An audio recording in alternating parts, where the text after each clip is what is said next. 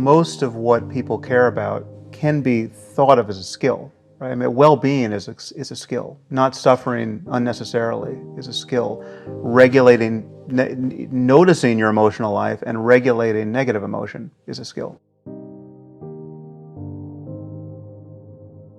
The moment you begin practicing mindfulness, which is just learning to pay close attention to the nature of your experience. You're not adding anything to your experience. You're just noticing what it's like to be you moment to moment, but in a way that is not reactive. You're not grasping at what's pleasant or pushing what's unpleasant away. You're just, to make this concrete, let's say you have a fear of public speaking, right? So you're about to go out on stage and you feel anxiety.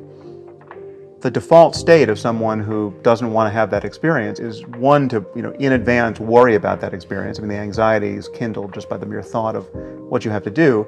Then, once you feel the butterflies, you are at war with them, right? Your mind contracts around it. Like I see people do this all the time. They're relaxed. I'm unhappy. When am I? And you're talking to yourself. You're not noticing it because the thoughts just come up from behind you as fast as they can, and they seem to be you, right? You're identified with each thought that emerges in consciousness. And most people live their lives as though there's no alternative. We're not given a rule book for how to operate a human mind, right? And there's no place in a normal education where it's even indicated that there's an alternative here. And so we kind of stumble out into adulthood more or less assuming that we'll always have the minds we have, and that really the only thing we can do to really upgrade our firmware is to just add new content. We can read books, we can develop interests, but there's nothing at the sort of root level of our emotional and cognitive life that can change. And so mindfulness is a way of kind of dropping a little bit lower and realizing, so in this case, if you're feeling anxiety, there's actually a place from which you can just feel it, right? And be actually indifferent to it or anything else you could be feeling. Just notice that there's even an unpleasant sensation.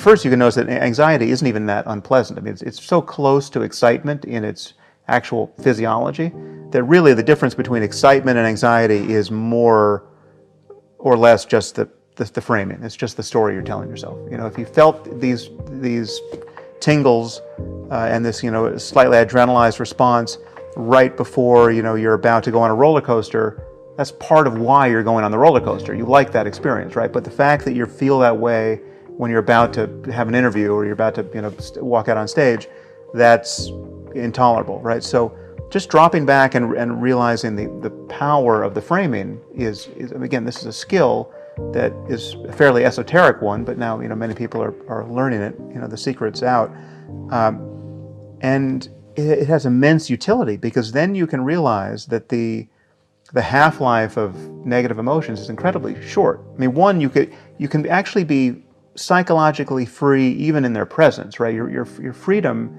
and your well-being isn't even predicated on getting rid of the physiology, right? Like it can still be there, but if you're not continually thinking about all the reasons why you should be anxious, the physiology dissipates very, very quickly. And that's true for anger, it's true for anything that is classically negative. Now, if we're talking about a clinical depression, it's useful to say that there's a physiology to this that can be driven from below in a way that's not narrowly responsive to their thinking, right? So it'll tend to produce depressive thoughts, and the depressive thoughts will tend to feed back on the state. And everything else that is good to do that people sort of lose their commitment to doing at the worst possible time should be done. You have to sort of get behind yourself and push to exercise and to socialize and to do things that you may not want to do because those are good for you and help can break you out of it. But the normal range of psychological suffering, not clinical depression, but just feeling like life sucks and you're a failure and there's nothing, it's like you're stuck. That is a story of telling yourself a story. You're thinking, and you can either become more and more mindful of that and interrupt that more and more, and it should be you can reframe this continually and tell yourself a better story. Right? You can actually just engineer, you can change the code that you're running moment to moment. And I mean, just a very simple one, which I use, and I actually recently recorded this in a lesson on the app.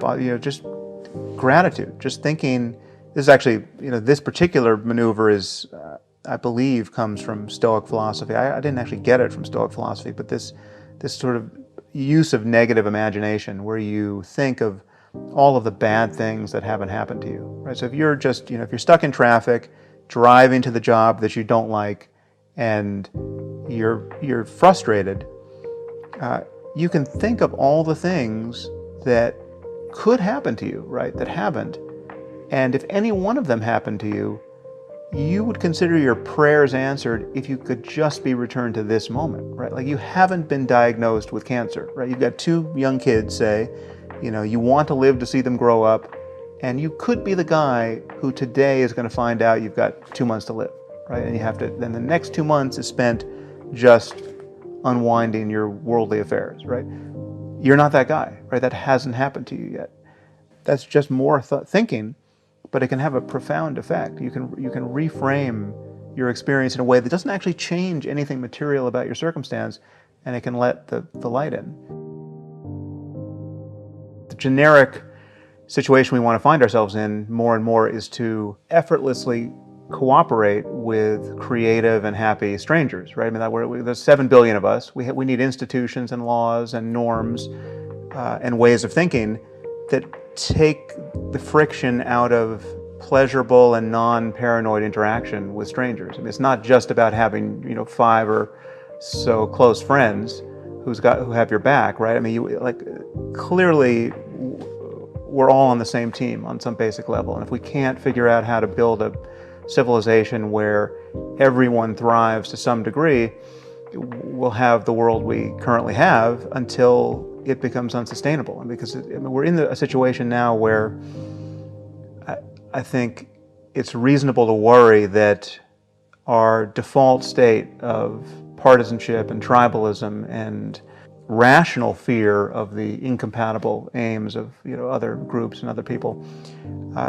is unsustainable in the presence of more and more destructive technology. I think we have to get our act together psychologically and socially in a way that we haven't yet. It may be useful to have a slightly delusional, self-serving bias, right? To think you're coming off better than you are. Like, it may give you more enthusiasm for your life and more confidence. But anything that's too out of register is just delusion, right? And other people notice, and other people treat you like somebody who's just not tracking reality. And so I think we want our beliefs to be true in some basic sense. And therefore, we want to be open to new evidence and better arguments perpetually, right? Because if you close yourself off, if you say, well, listen, I'm done thinking about reality, and I know what's true, then again, when more data comes in, when something surprising, when one of your intuitions proves to be faulty, if you can't error correct, again, you're just going to fall out of alignment with what's going on in the world and what other people think is true as well. So really the only mechanism we have to do that is human conversation. Right? We have to be open to having other people point out errors in our thinking, and in the conversation we have with ourselves, we have to do likewise.